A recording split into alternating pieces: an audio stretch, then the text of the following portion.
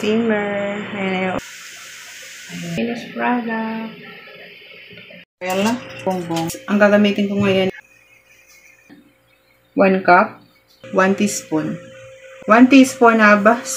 Magbiglang. Pag ginulang pa rin yun, may natin kailangan first. Ang ginamit kasi flour or glue bigas na. Form na siya as clay. Malinis. Bago natin haran, atin ngayon ito bongbong favorite.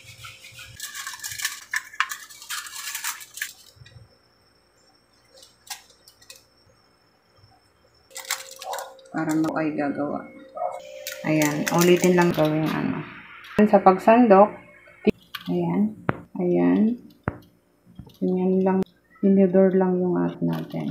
Natin ng butter or margarine dito.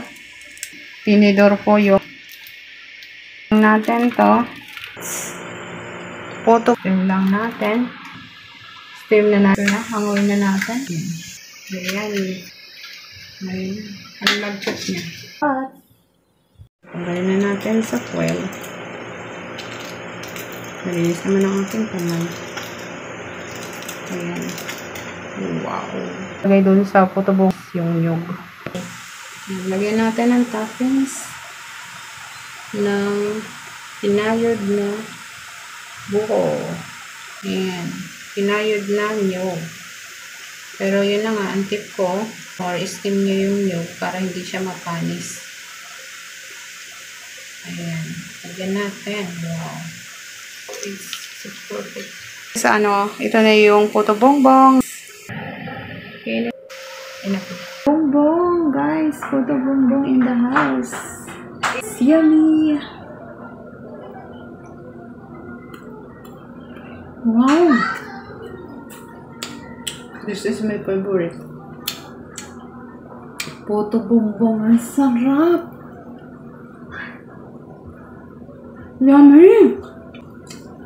Yummy, guys. Grabe. Ang sarap.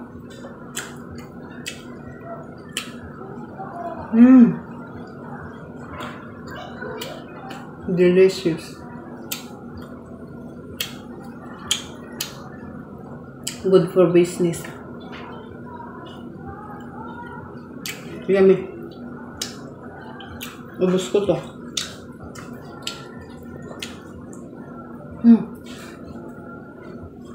Yummy. Yummy. Yummy.